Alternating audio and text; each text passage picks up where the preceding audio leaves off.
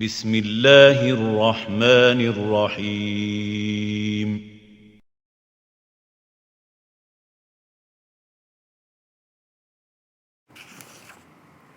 بسم الله الحمد لله والصلاة والسلام على رسول الله وعلى آله وصحبه أجمعين أما بعد. السؤال: ما حكم دعاء ختم القرآن في قيام الليل في شهر رمضان? With regards to making the dua of Khatmul-Qur'an after the nights of Taraweeh and Qiyam, many Muslims, when they finish the recitation of the Qur'an, they make a specific dua called Khatmul-Qur'an or Khatmatul-Qur'an upon finishing the recitation of the Qur'an. What is the ruling on this? الجواب: لا أعلم في ختمة القرآن في قيام الليل في شهر رمضان سنة عن النبي صلى الله عليه وسلم ولا عن أصحابه أيضا، وغاية ما ورد في ذلك أن أنس بن مالك رضي الله عنه كان إذا ختم القرآن جمع أهله ودعاه، وهذا في غير الصلاة. ثم إن في هذه الختمة مع كونها لم يثبت لا أصل من السنة فيها أن الناس ولا سيما النساء يكثرون في هذا المسجد المعين، يحصل بذلك من الاختلاط بين الرجال والنساء عند الخروج ما هو معلوم لمن شاهده، ولكن بعض أهل العلم يقال إنه يستحب أن يختم القرآن بهذا الدعاء، ولو أن الإمام جعل الختمة في القيام في آخر الليل وجعلها مكان القنوت من الوتر وقنت لم يكن في هذا بأس لأن القنوت مشروع. Sheikh Ibn Uthaymeen rahimahullah, he says, I don't know of anything from the Sunnah or anything from the companions of the Prophet ﷺ regarding the dua for Khatmul-Qur'an.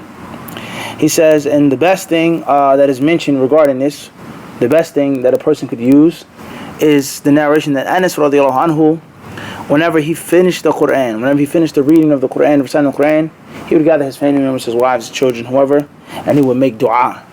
And he says, and that's not in the salah. First and foremost, this is Anas's fi'l, not the Prophet ﷺ, not the Khulafa, it's Anas. And he says, and this is outside of the salah.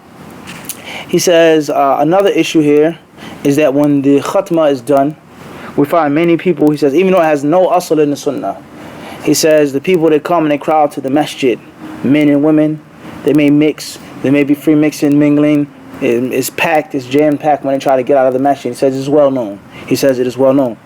He says, however, some of the people of knowledge say it is recommended for the Qur'an to be finished with this dua.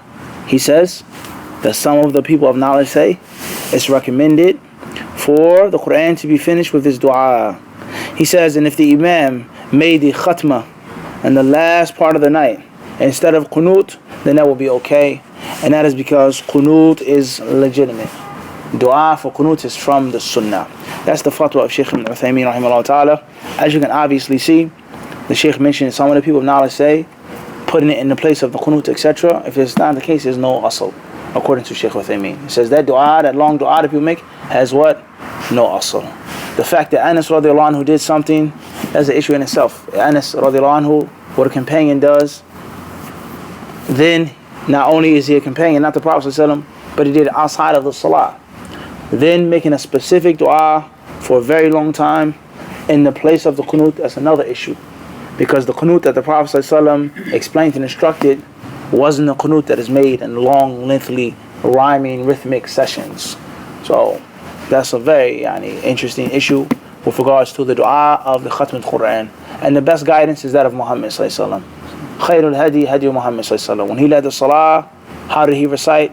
When the Khulafa Rashideen, the Sahaba, when they led the salah, how did they recite? That's the best guidance. Khairul hadi, hadi Muhammad alayhi salatu wasalam. Allah knows best.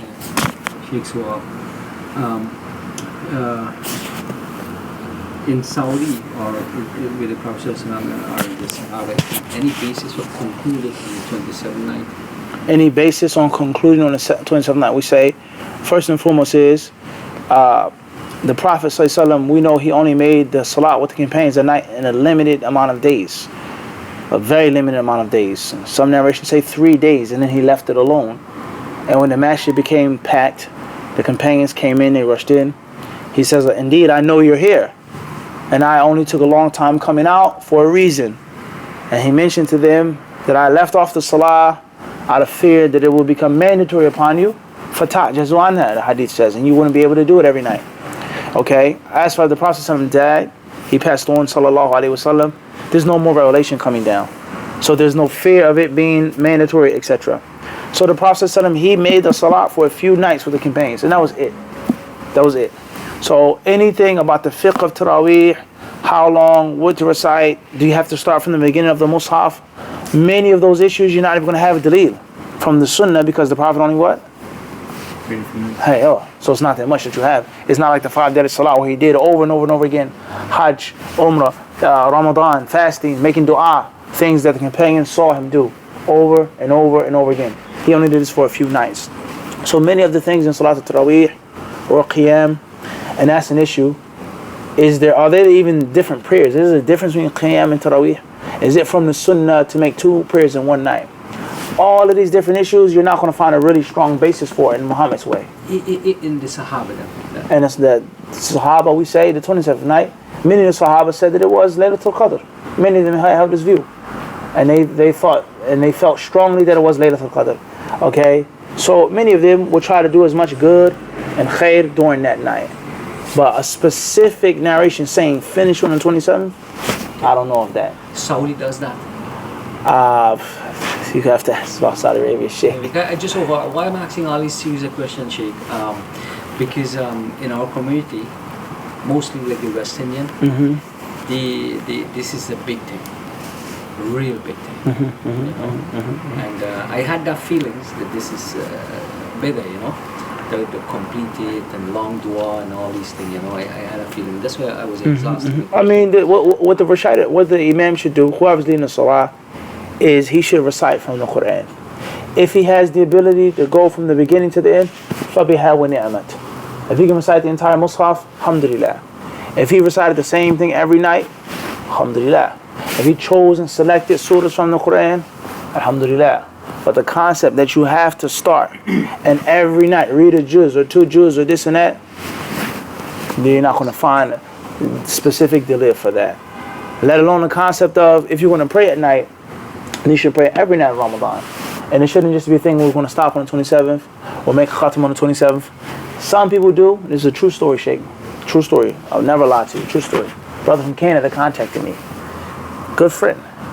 He said that there's a masjid in Canada. Once they finish the recitation of the Mus'haf, the whole Qur'an, from Fatiha to Nas, the Imam then recites all of the ayat that he messed up in. All the times he forgot or someone corrected him, and he puts them together all in like a surah. Recites this verse that he made a mistake, and that's the Tarawih that night after they finish. This is problematic. And there are many other stories, things worse than this. When it comes to people making things specific that the Rasul made general. Pray at night. Is that permissible with the guy from Canada? No, that's totally baseless. That may be even disrespect to the Quran. That's not how the Rasul recited. He either recited parts of a surah or the entire surah, not bits and pieces like this. And there's no point of that. The Prophet ﷺ, he forgot in the salah, and he told the companions what to do when they forget in the salah. There's no sin upon forgetting in the salah. The Rasul ﷺ, he forgot, and Allah made a wisdom in him forgetting in the salah to show the people that he's a human being and what to do when you make a mistake. So, not to go too deep, Sheikh Zoo, but the whole concept of east and west, and the whole concept of fresh water and salt water, the sunnah and the culture of the qurra, the reciters. Alhamdulillah, many things that the reciters do is from the sunnah, but there are many things that they do in which they have their own school of thought, just like fiqh madhabi people. This is the sunnah, clear as day, but our school, our imam, our leaders, Abu Hanifa never even said it, nor did his students, but the one who came after them said it's okay. Every register in the fatwa. Yustahab, some of the people now say it's recommended. Based off of what? Based off of what? The Prophet never did it, the Khulafa never did it. And that's what they only made dua outside of the salah. What are you basing it off of? So the Sheikh, I'm sorry, many of the things that we're trying to get to is of outside of Taraweeh as well. But specifically talking about Ramadan, many things that reciters do, they have their own school. And when you sit down and you look, where's the proof for this? Is this from the sunnah to do this every night, like this, like that? Qiyam, Taraweeh, Tahajjud, so on and so forth. You'll find it's totally void of sunnah. And the best way of reciting the Quran and leading the people in the salah is what Muhammad did, as we said before. Many masjids, they go totally extreme in certain things. when it comes to the Quran and Taraweeh, and that they don't know that it's not getting them closer to Allah. Recite what you can. You recite what you can. Once you have the ability to recite, he's Hafiz the Quran. He has a beautiful voice. Alhamdulillah. Simple, basic. Alhamdulillah. Many people, they go through hardships, they go out of their way, and they are not implementing the Quran, listening to the Quran, benefiting from the Quran. And the dalil for this, don't think I'm this extreme statement of mine, is just look. After Ramadan, what happens? Goes right back to how it started, if not worse. Father Sheikh, I'm sorry. My question was, I didn't understand it too good. The conclusion of the Quran. The qunut is permissible, but the other long dua is not permissible? We say that the qunut that the Prophet ﷺ taught his grandson was very simple and basic. Very simple and basic. A few lines. And it wasn't nothing that was long and extensive. So therefore, Sheikh Zu, in Islam, we have two things now. Stay with me, two things. The first is, we have a specific act of worship, like salat. And the Prophet ﷺ makes a specific supplication. Or he teaches a companion to make a specific supplication. Say this in your prayer. Say that in your prayer. Oh Messenger of Allah, how shall I make salat in the prayer? How shall I send prayers upon you in the salat? He says, Qulu, say, so on and so forth. You with me, Sheikh? And then we have a place in the salat, specific worship, in which a person wishes to make his own dua. That isn't the specific dua of the Prophet. It's not in haram, he's saying in dua. He's not cursing no one. He's saying good things. Oh Allah, so on and so forth. But he's making his own recipe of the dua. It's his own homemade recipe. Allahumma dina inna nas'aluka, oh Allah, a hadith from here, a good saying from there, and he puts it together. That's the problem now. Is it permissible to do that? Or do you have to stick to the specific dua of the Prophet? Some scholars say, hey, you have to stick to the specific dua.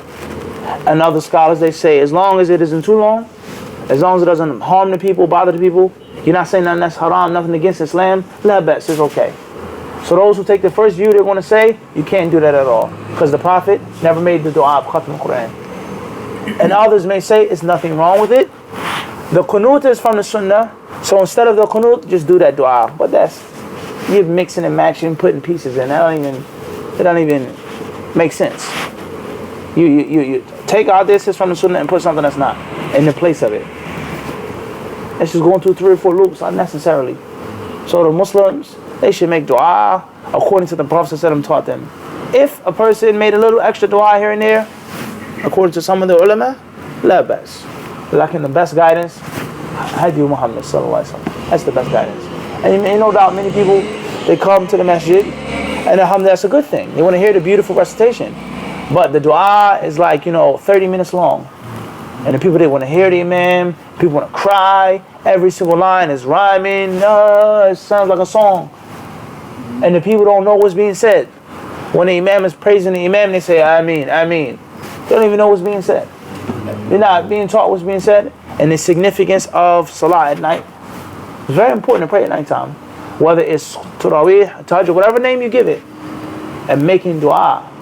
There are many, many other issues inside of that. The best guidance is Muhammad ﷺ's guidance. And I said, Sheikh Zuna, say again, the concept of reciters and what they do. Everybody understand this? They have their own culture. And this is why Sheikh Uthaymeen and others, they say, others before him, they say what? It just came to the top of my head. They said that the imam that has more fiqh of the salah is to lead before the one who has more Qur'an. Because you may find some people who recite Qur'an don't know anything about what to do in the salah. And then if you have a reciter who does have knowledge of the Qur'an and fiqh, that's even better.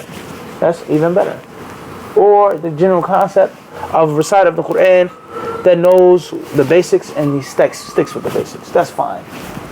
But the whole thing of Ramadan, unfortunately, has become like a business, just like Hajj. It's a lucrative business.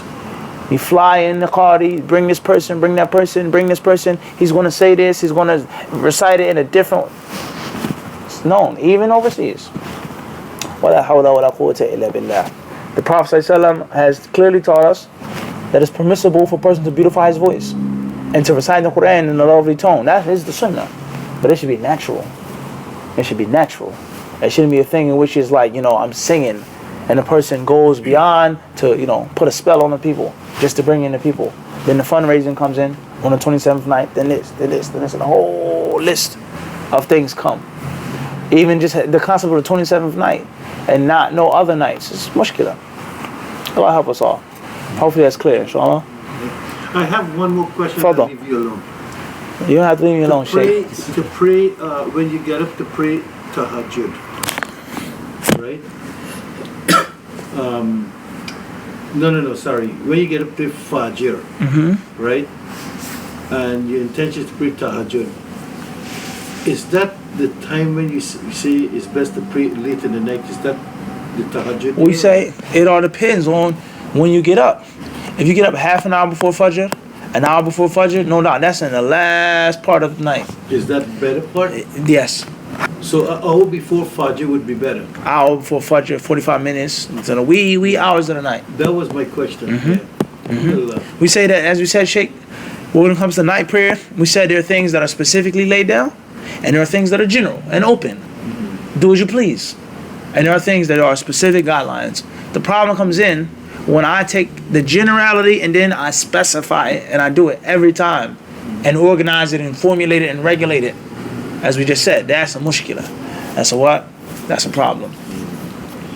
Alhamdulillah. Barakallahu feek.